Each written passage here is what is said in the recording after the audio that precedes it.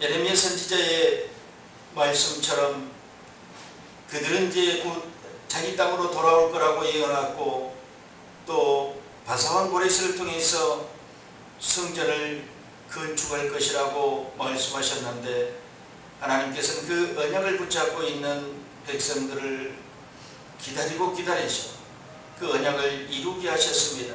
이방왕을 통해서 언약을 이루게 하신 하나님, 오늘 또 그 언약이 있기에 우리가 안식일을 지키며 이 안식에 하나님을 경외하고 경배하는 예배를 드립니다.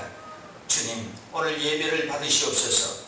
저희들에게 안식을 허락해 주심으로 우리는 하나님을 경외하고 더욱더 경배할 것입니다.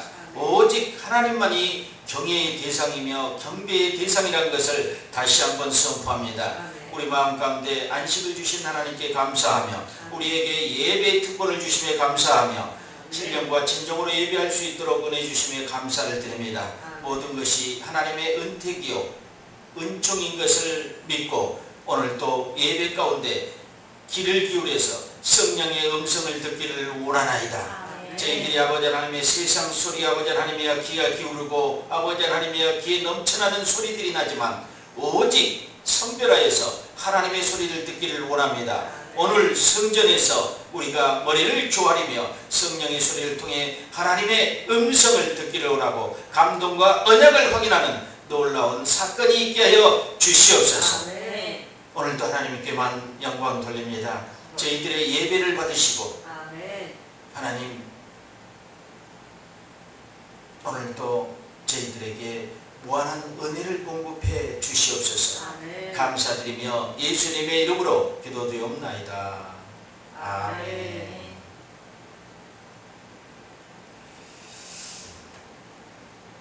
할렐루야.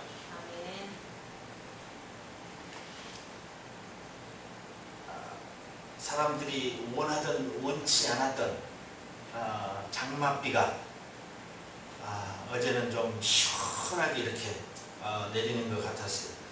뭐 비가 오면은 불편한 사람들이 많이 있고 또 손해보는 사람들도 있고 그러겠죠.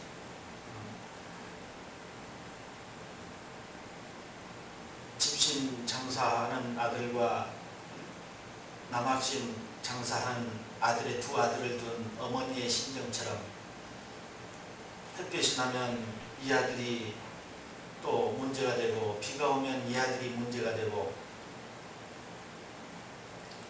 좋은 거예요. 햇볕이 나도 좋고, 반대로 생각하면 햇볕이 나면 이 아들이 좋고 비가 오면 이 아들이 좋고, 이렇게 생각하면 돼요. 우리가 문제가 있었던 것을 바꿔서 좋은 것으로 바꿔 놓으면 되는 겁니다. 햇빛이 나니 이 아들이 장사가 잘 돼서 좋고, 비가 오니 이 아들이 장사가 잘 돼서 좋고, 똑같은 문제를 바라보는데도 어떻게 보느냐는 시선에 따라서 그것이 축복이 되고 불행이 된다는 것입니다. 우리 마음에 달려있고 우리의 시선에 달려있습니다. 오늘 여러분들에게 하나님께서는 여호와의 전을 건축하라, 성전을 건축하라고 주님이 나에게 제목을 주셨는데, 여러분들이 어떤 시선으로 바라보느냐, 어떤 마음으로 그 소리를 듣느냐에 따라서 여러분이 축복이 되기도 하고 안 축복이 되기도 하는 거죠. 불행이라고 얘기하지 않겠습니다.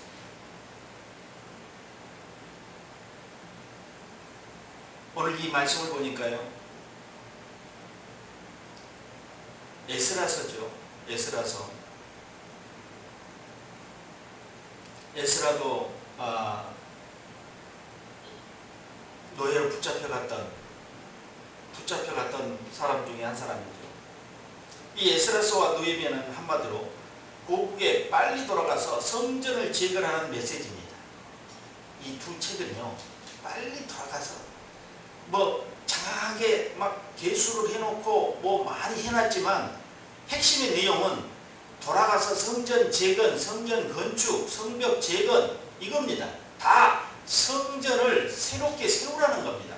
새롭게, 아니면 재건, 고치라, 보수하든지 세우든지 하는 성전에 관한 메시지입니다. 근데 그들이 포로로 있어서 할 수 없는 그런 입장에 있었어요. 근데 예레미야 선지자는 이미 예언을 해놨어요. 그들이 돌아올 것이다.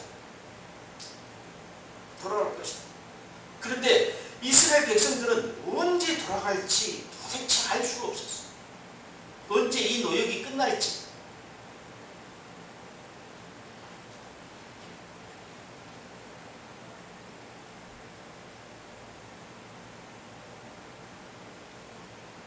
왜 강대국들이 예전에 그 강대국들이 다 망했습니까? 왜 그렇게도 훌륭한 이스라엘 나라가 7번이나 재앙을 입었습니까? 오늘 여러분들이 언약을 붙잡고 답을 얻어야 됩니다. 오늘 제목이 성전을 건축하라는 것이었어요. 왜 성전을 건축하라고 하나님께서 명령하셨는가? 세계에 움직이는 사람들, 세계를 움직였던 사람들, 성경에 보니까 창세기 3장에, 창세기 6장에, 창세기 11장에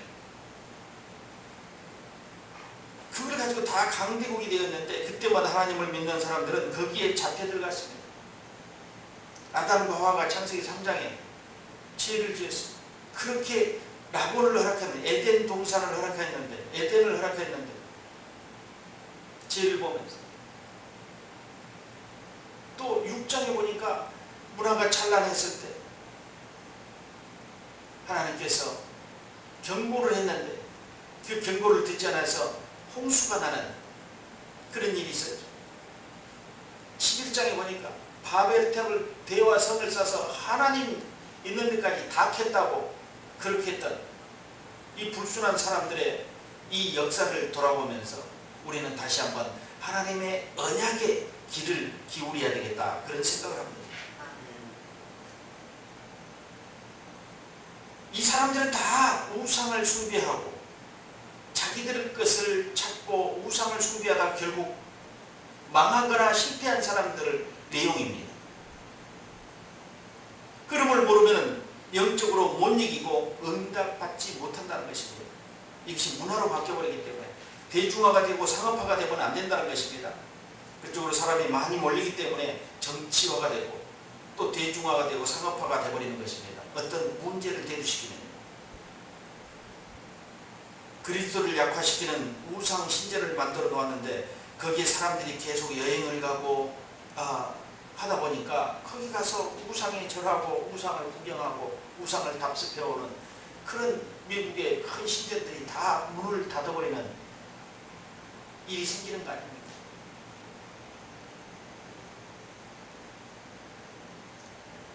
하나님은 성전 건축을 말씀하셨습니다. 그래서 우리가 확인해야 될 것이 있는데 그 언약이 있습니다. 하나님께서는 언약을 중심으로 하여 일을 하십니다. 우리에게 영향력도 언약을 중심으로 일하십니다. 하나님이 이제까지 그 계시놓은 그 언약 때문에 노예 생활도 더 할 수 없고 출애굽도 머물 수도 없고 이미 그 언약을 해놓았기 때문에 그럴 수밖에 없게 되었다는 것입니다. 그래서 우리가 지금도 여호와의 전을 수축하고 여호와의 전을 재건하고 성전을 건축하려는 마음을 가졌다면 언약을 붙들어야 언약을 붙들지 않으면 이거는 허망한 것입니다. 언약에 없는 일들을 주님은 행하시지 않으신다는 것입니다. 그러면 그 구약에 어떤 언약들과 성경에 어떤 언약들이 있었는가 한번 살펴보니까요. 모세에게는 성막의 언약이 있었습니다. 하나님 모세를 통해서 애굽의 모든 문화를 바꾸는 기적을 이루셨습니다. 하나님이 모세에게 주신 가장 큰 명령이었습니다. 애굽에서 나오는 것이 아니요, 가나안 땅에 들어간 것도 아니요, 가장 큰 명령, 광야길 가는 40년 동안 가장 중요한 것은 성막을 지어서 하나님을 예배하는 것이었습니다. 성막 중심입니다. 그것이 첫 번째였다는 것입니다. 그것이 온전히 이루어질 때 그런 가나안 복지, 가나안의 젖과 꿀이 흐르는 땅으로 쭉 진행할 수 있었습니다. 그것 때문에 진행할 수 있었습니다. 그것 때문에 하나님께서 불기둥으로 구름기둥으로 인도하셨어요. 성막을 옳게 지어가지고 하나님을 예비하고 제사함을 받을 때 하나님께서는 죄를 사하면서 그들의 백성들을, 자기의 백성들을 가나안으로 이끌어 가셨다는 것입니다. 성막 안에는 성소가 있고 지성소가 있고 언약궤가 있습니다. 하나님이 둘만한 것, 하나님이 약속한 것을 거기다 다 두었어요. 그리고 죄를 가지고 갈 수 없기 때문에 항상 성막에 옮겨갈 때마다 여기서 진을 치고 거기서 뭐를 했습니까? 제사함을 받았잖아요. 양들을 끌고 와서 제사함을 받았어요. 피를 흘리고요. 화제, 소제, 화목제, 속죄제, 속건제를 드리면서 제사함을 받았다는 것입니다. 그것이 모세에게 성막의 언약입니다. 그것이 잘 이루어졌을 때 그들은 가나안으로 한 걸음 한 걸음 다가갈 수 있었습니다. 이거 축복 아닙니까? 그것이 없었다면 가나안 복지는 그들이 생각하지도 못했습니다. 그 성막의 언약을 모세가 잘 지켰다는 것입니다. 모세가 잘 지켰어요. 모세에게도 태어나서 그는 히브리인으로 태어났지만 어디다 살았습니까? 궁전에서 파로의 궁전에서 40년 동안 살았어요. 그런데 그는 히브리의 문화를 뼛속 깊이까지 가지고 있었던 히브리 사람이라 하나님의 사람이라는 것입니다. 그런데 그 뼛속까지 깊이 가지고 있는 그 히브리 문화를 가지고 그는 태어나자마자 바로의 궁에 들어가서 40년 동안 그 궁궐의 모든 행정과 지리와 리더의 그 수업을 받게 되는 겁니다. 그런데 그 수업을 받고 나서 그가 정치를 했습니까? 아니, 광야로 내몰려서 40년 동안 또 양을 치게. 그런 수업의 과정이 언약을 지킬 수 있는 그 준비 과정이라는 것을 깨달았습니다. 여러분도 보십시오. 무엇인가 뭔가를 주님께서 하시고자 할 때는 준비 과정이 분명히 있다는 것입니다.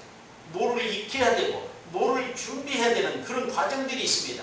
그런 준비 과정들을 여러분들이 그냥 흘려들여서는 안 됩니다. 하나님의 감동이 올 때 그런 준비 과정들을 체크해 놓으셔야 돼요. 그리고 그 준비를 하게 할 때 해야 된다는 것입니다. 모세는 그런 준비 과정을 자기가 하려고 했던 것이 아니라 자기의 뜻이 아니었죠. 자기 의지였습니까? 태어난 것도 자기 의지가 아니고 벌어진 것도 자기 의지가 아니고 바로의 궁에 들어간 것도 자기 의지가 아니고 미디안 광야로 도망간 것도 자기 의지가 아니었어요. 아무것도 아니에요. 자기 의지가. 다 누군가에 의해서 그리 들어가고 쫓겨가고 다 했어요. 그런데 하나님은 그 누군가를 사용해가지고 그 사람을 만들어냈다는 것입니다.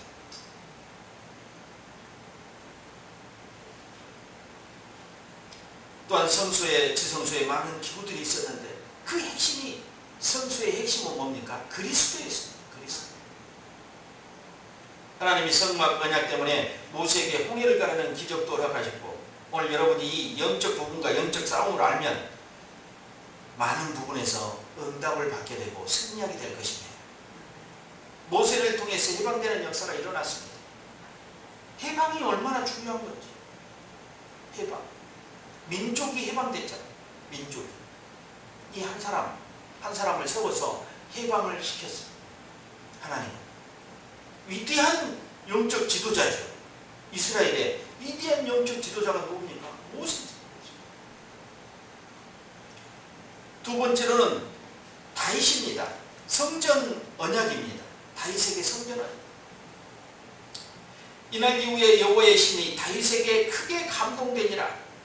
사무엘을 만난 이후 언약궤 이야기를 들은 이후 앞으로 성전을 건축해야 될 이야기를 들은 이후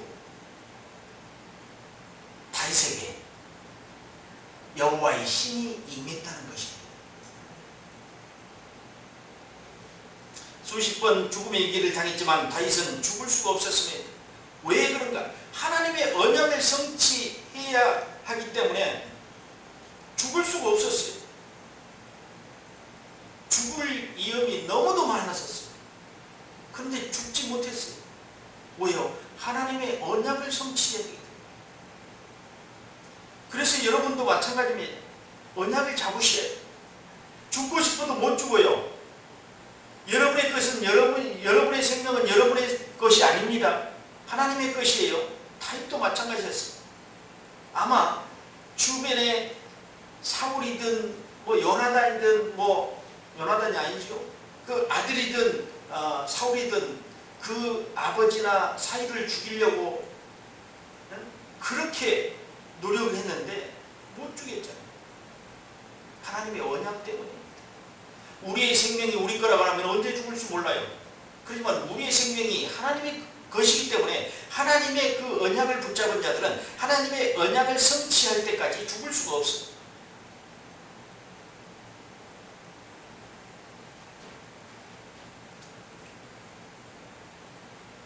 그래서 우리는 반드시 하나님의 언약을 붙잡아야 돼요. 또한 신약에 와서 베드로와 바울은 교회의 언약입니다. 교회 중심의 언약.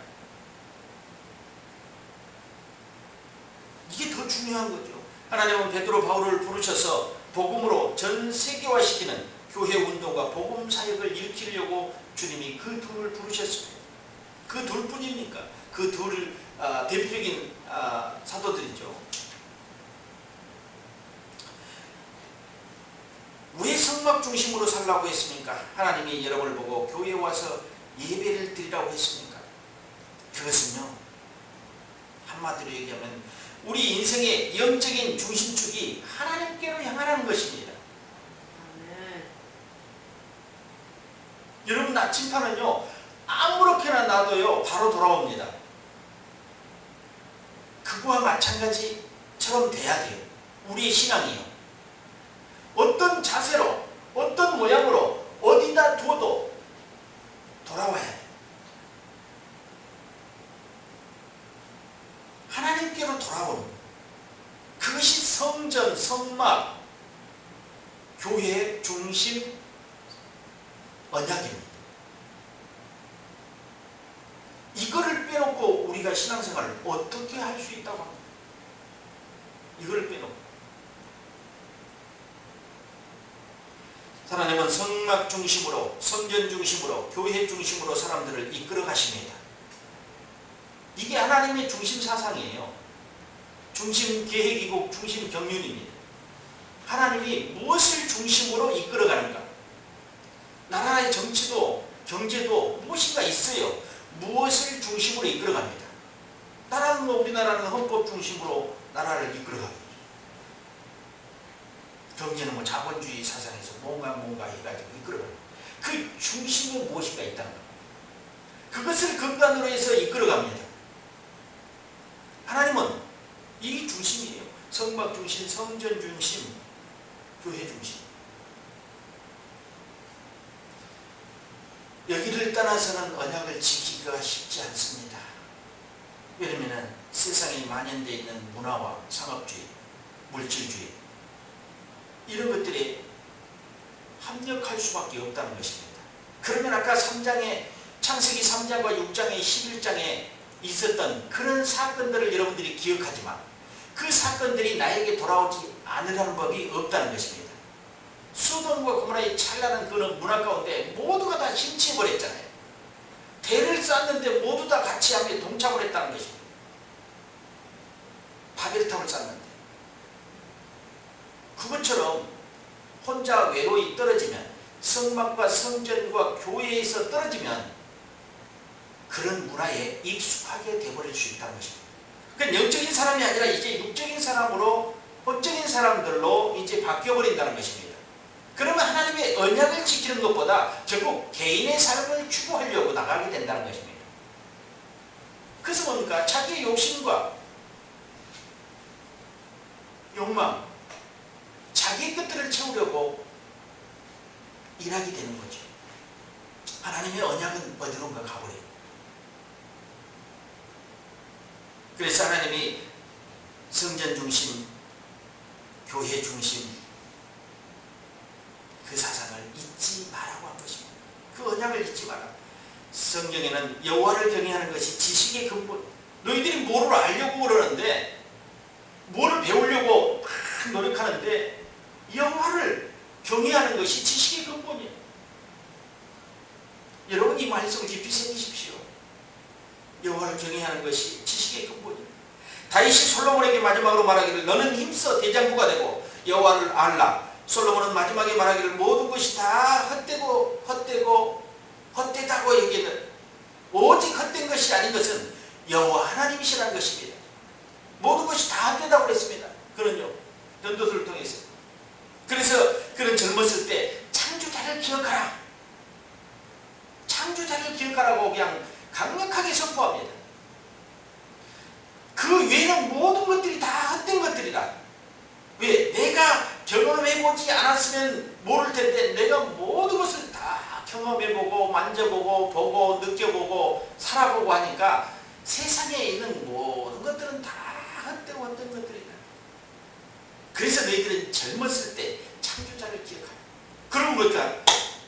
창조자를 기억한다면 그들은 헛된 삶을 살지 않을 거라는 그런 아마 메시지였지 않냐 그런 생각을 합니다. 젊었을 때 이미 창조자를 기억한다면 헛된 삶을 살겠습니까? 그는 노년에나 그것을 알았다는 것입니다. 노년에나. 젊었을 때 얼마나 총명하고 그랬습니다. 하나님의 축복이 언약의 축복이 솔로몬에게 갔어요. 그래서 우리도 더 젊었을 때 창조자를 기억해야 합니다. 사단은 하나님 없는 성공을 만들어냅니다. 사단이 성공을 줍니다. 여러분 항상 성공하는 사람 뒤에는 하나님만 계신다고 생각하는 것을 여러분이 조금은 바꿔야 해요. 사단이 성공을 하게 합니다. 그런데 사단은 하나님이 없는 성공을 하게 합니다. 그러면 결국 그 성공은요 교회를 떠나게 되는 거죠. 교회를 떠나게 되는 거죠. 아니면은 교회와 관심이 없어지는 것입니다. 여기에 속으면 안 됩니다. 그리고 반드시 이것을 우상화시키고 문화화시키고 그렇게 사단은 전략을 바꿔놓기 때문에 결국 그는 성공이 아니라 패망한 거나 마찬가지예요. 실패한 거나 마찬가지예요. 돈을 많이 벌었고 기업이 많이 번창했다 할지라도 그것이 문화화돼 버리고 상업화돼 버리면 그는 이미 하나님의 사람이 아닌 것입니다. 그 성공은 결국 사단이 주는 성공이지 하나님께서 열어주는 축복의 성공이 아니라는 것입니다.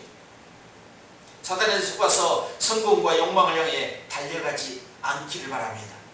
성공하고 하나님을 믿고 또 사단은 그럽니다. 성공하고 나서 하나님을 찾고 예배해도 하나님께 헌신해도 늦지 않는다.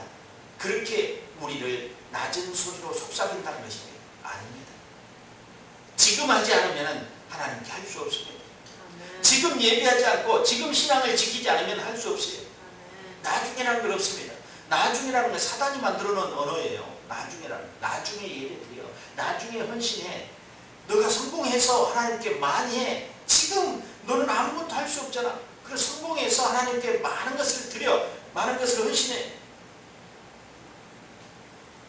나중이라는 언어는 사단의 언어입니다.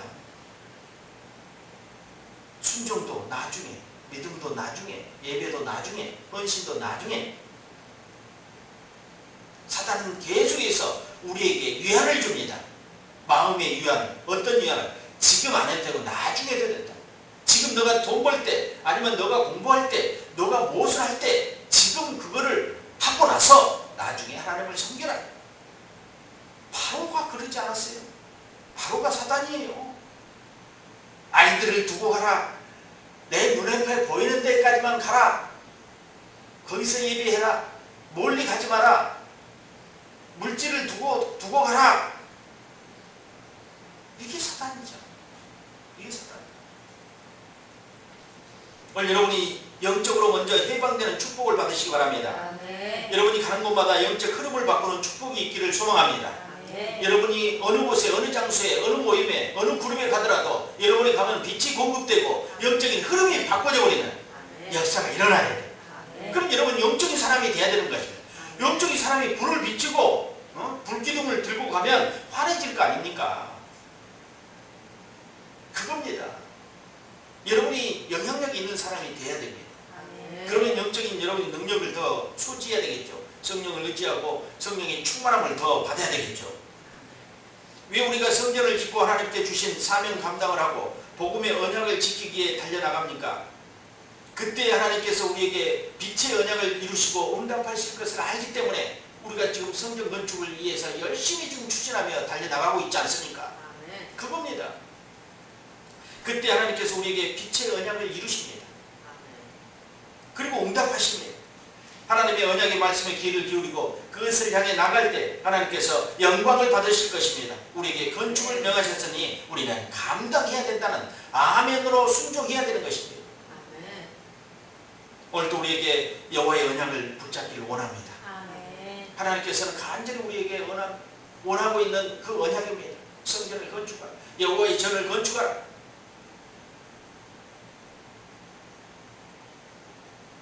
다윗은요, 후대에 전한 하나님의 언약을 기억하면서 그는 어떤 행동을 했는가 한번 봅시다. 다윗은 양을 치는 목동이었지만 늘 하나님의 말씀에 관심을 가졌습니다. 다윗은 언약궤에 마음을 두었고 언약궤를 모실 성전 없음을 항상 안타까워했습니다. 언약궤를 모시고 하나님의 언약을 후대에 전하는 일을 인생의 목표이자 사명을 삼았다는 것입니다.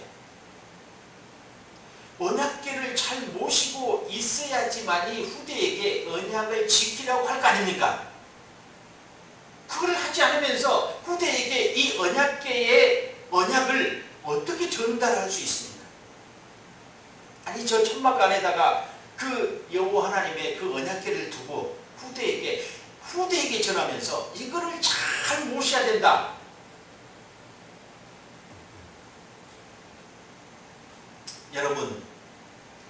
여러분의 기금속을 창고에 두십니까?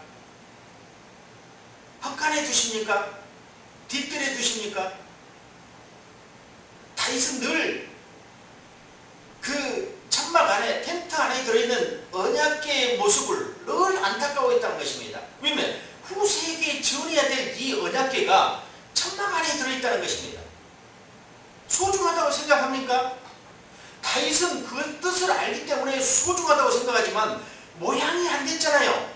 사람들은 무엇을 봅니까? 현상을 보지요.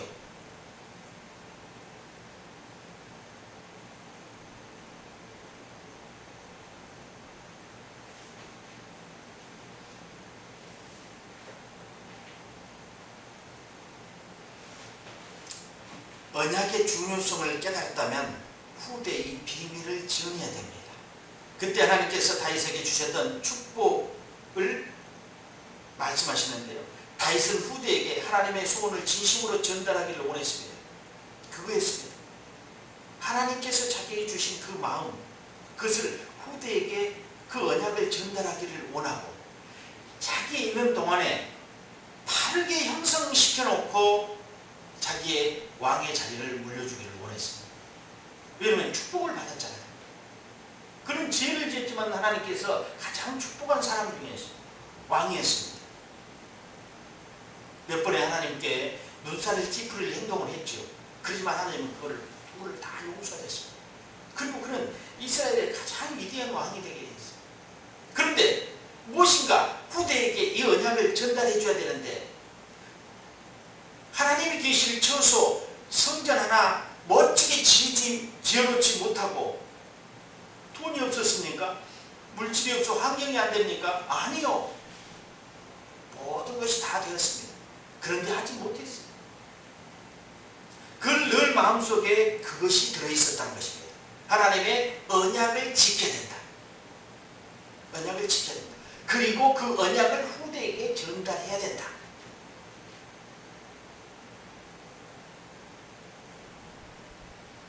다윗이 언약을 전달할 때 축복이 왔다는 것입니다. 다윗이 솔로몬에게 언약을 모실 성전을 준비하고 하나님께서 주신 말씀을 굳게 붙잡고 누리라고 전했습니다. 솔로몬에게 전한 거예요. 그 언약을. 왜요? 다윗은 하나님의 음성을 들었지 않습니까? 성전 건축의 언약을 이어받은 솔로몬에게 하나님께서 바다 같은 또 하늘 같은 그런 지혜를 주셨습니다. 큰 명성과 경제, 세계 각국에 모여가는 축복을 주셨습니다. 각 나라의 왕들이 솔로몬의 지혜를 배우려고요. 각 나라에서요. 귀한 보물들을 싣고 솔로몬을 찾아왔던 일들도 여러분이 성경에서 보셨죠. 그 지혜를 배우려고, 아니면 성전 건축한 것을 보려고. 그 대표적인 사람이 스바야 왕이 예물을 가지고 솔로몬을 찾아왔다. 솔로몬을 만나본 게 꿈이라는 것입니다. 그 외국의 사람들은 이렇게 지혜로운 왕이 있느냐? 그리고 어떻게 성전 건축을 하는 것인가? 그 지혜를 배우고자 많은 나라에서 각국에서 사절 땅들이 왔다는 거죠. 예물을 들고 솔로몬을 한번 보려고.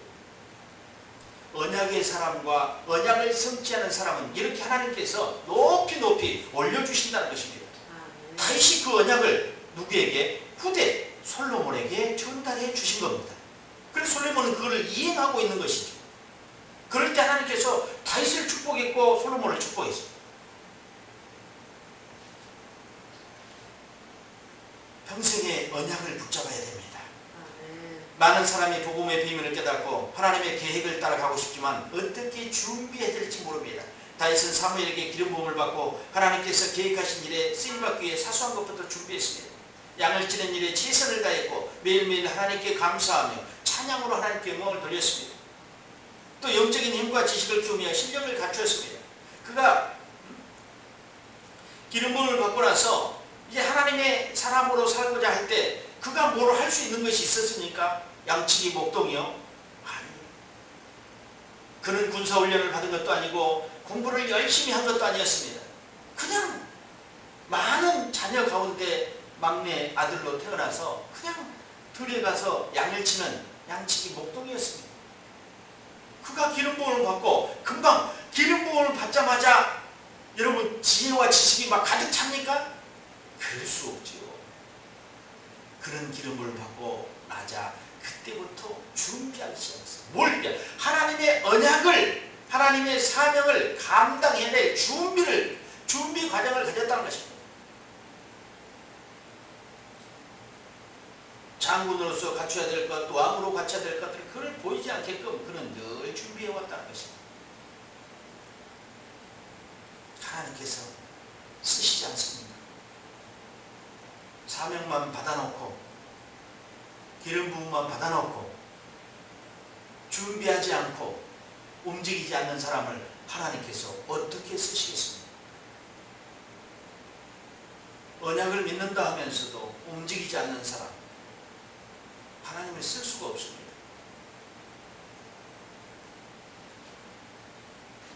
다윗에게 여호와의 영이 임했습니다. 다윗은 하나님께서 무엇을 할지 묻지 않았습니다. 다윗에게 여호와의 신이 임하자 다윗은 오로지 복음을 누리는 데 있었습니다. 무엇을 해야 할지 생각하기 전에 먼저 하나님의 말씀을 깊이 묵상했습니다. 말씀을 묵상하는 가운데 감사 회복이 되고 하나님께 감사의 고백을 할 때 하나님 앞에 더 나아갈 방향과 지금 해야 될 일들이 속속히 보이기 시작했습니다. 다윗에게요. 감사할 때, 찬양할 때 하나님의 사명을 감당할 그런 길이 보이기 시작했다는 것입니다.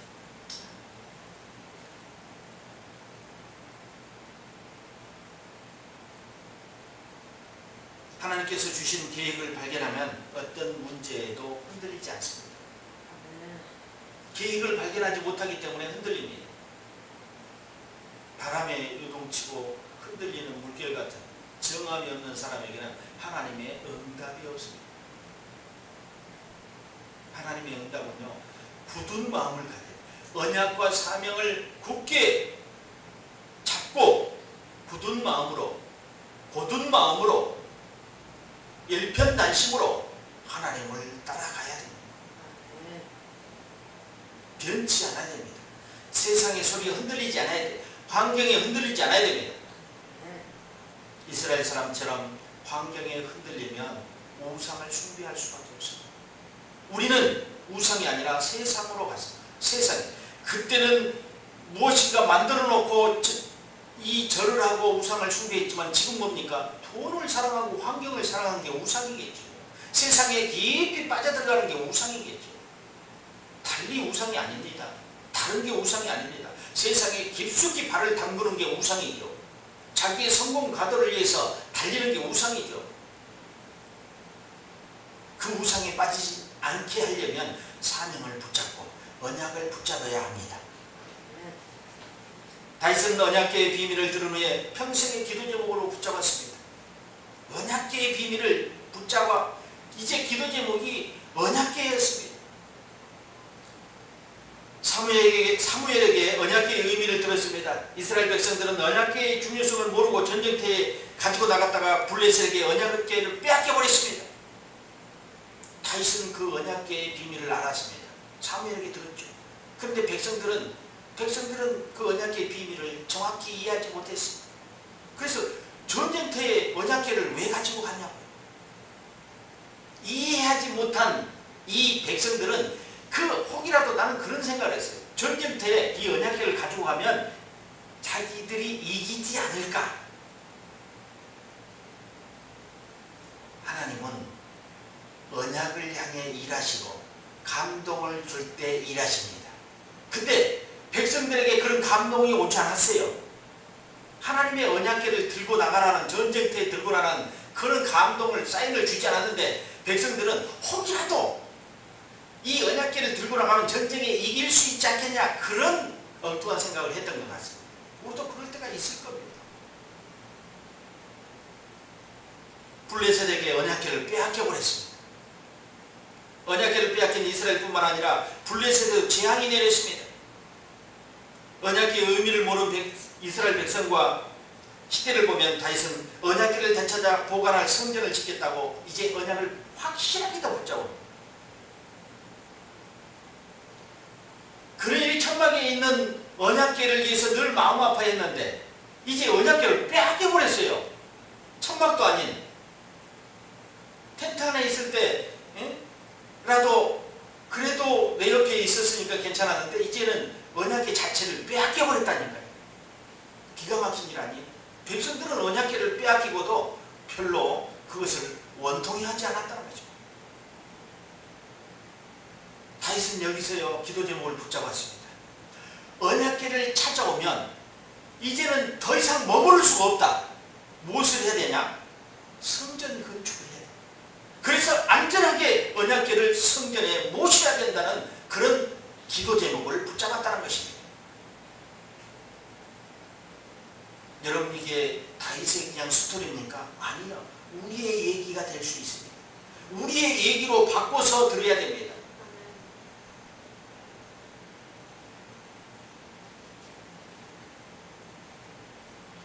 다윗은 성전 건축의 언약을 이제 확실하게 붙잡았습니다. 사무엘은 다윗에게 언약궤의 비밀을 전달하여 언약궤를 두고 전 백성이 예비할 수 있는 성전에 대해 함께 얘기를 나누었습니다.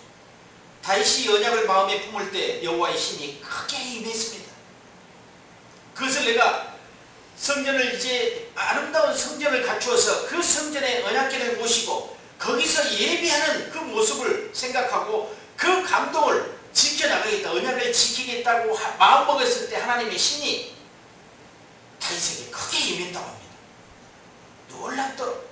그건 뭡니까? 축복이죠. 그것을 이행할 것이라는 축복이 이 다윗에게 임한 거죠. 다윗이 언약을 마음에 품을 때 여호와의 신이 크게 임했습니다. 다윗은 찬양을 통해 흑암의 세력을 이기며 평생을 언약궤를 둘 성전 건축을 위해 온 마음을 다했다는 것입니다. 다윗의 축복이 여기에 있었습니다.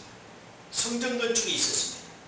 다윗의 축복이 마지막 축복이었지만 그는 성전 건축의 축복이 다윗에게입니다. 그는 감동의 사람이었고 하나님의 신이 언약을 지키려고 마음먹을 때마다 하나님의 신이 임했어요. 그리고 그는 감동의 사람이었어요. 그래서 하나님은 내 마음에 합한 자라고 다윗을 칭하지 않았습니까? 이는 감동의 사람, 언약을 지키는 사람.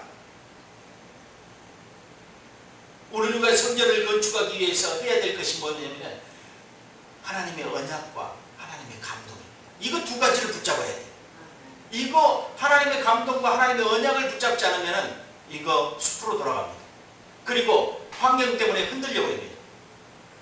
여러분, 환경 때문에 흔들리지 않길 바랍니다. 기도에도 정함이 없는 것이 뭡니까? 언약을 붙잡지 않고 하나님의 감동을 무시해버리는 것입니다. 여러분, 하나님의 감동을 무시해도 안 되고 하나님의 언약 없는 행동을 해서도 안 됩니다. 그 언약은 그 안에 예수 그리스도가 반드시 있어야 됩니다. 그 언약 안에 예수 그리스도를 구주로, 메시아로, 또 책임지로 확실하게 굳건하게 내 마음속에 자리 잡아야 됩니다. 그래야지만이 예수 그리스도를 통해서 그 언약이 성취되는 것입니다. 예수가 없으면 그 언약은 성취할 수 없습니다. 그때는 하나님의 신이 성령으로, 성신으로 하나님의 신이 임했지만 지금은 우리에게 그렇게 해야 돼요. 예수 그리스도의 신이, 성령이 우리 안에 굳건히 있을 때 그 언약을 지켜나갈 수 있게끔 하는 것입니다. 성령이 충만하지도 않고 성령이 내 안에 있지도 않는데 그 언약을 지키고 감동을 받는다고요? 있을 수 없는 일입니다. 성령은 누가 아무나 할 수 없습니다. 하나님의 언약을 붙잡고 나가야 합니다. 그리고 하나님의 감동을 받아야지만 이룰 수 있습니다. 여러분, 우리가 함께 하나님의 언약을 붙잡고 나가야 합니다. 다윗이 감동을 받았던 것처럼 우리에게도 하나님의 신이 크게 임할 줄 믿습니다. 기도하겠습니다. 하나님 아버지, 감사합니다. 성전 건축의 언약을 붙잡는 다윗이 응답을 받았던 것처럼 우리도 예수 그리스도로 말미암아 성령의 충만함을 받아서 하나님의 성전 건축에 그 언약을 붙잡기를 원합니다. 하나님, 성령으로 우리에게 크게 임하여 주시옵소서. 하나님의 감동을 통해서 성전을 건축하고 하나님의 전을 건축하는 놀라운 일이 일어날 수 있도록 인도해 주옵소서.